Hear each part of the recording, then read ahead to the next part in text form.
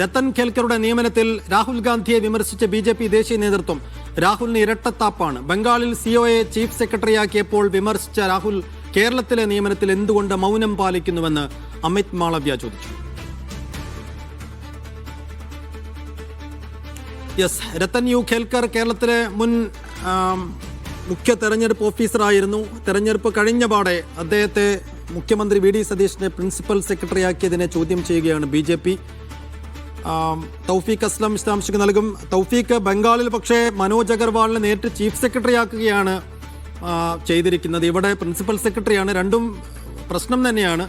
പക്ഷെങ്കിൽ കൂടി ബി.ജെ.പി. അതൊരു ആയുധമാക്കുന്നു. എങ്ങനെ ബി.ജെ.പി. ഇതിനെ വിമർശിക്കുന്നു?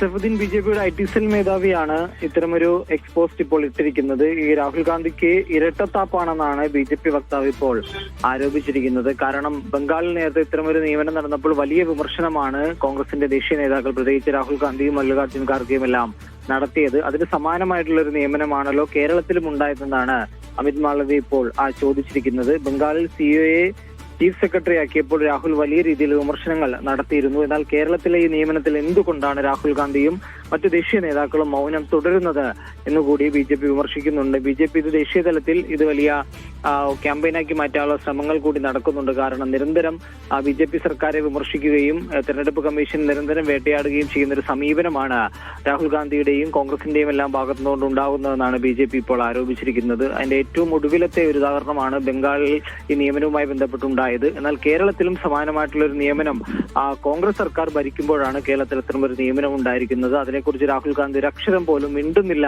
എന്നുകൂടി ബി.ജെ.പി. നേതാക്കൾ ആരോപിക്കുന്നുണ്ട്.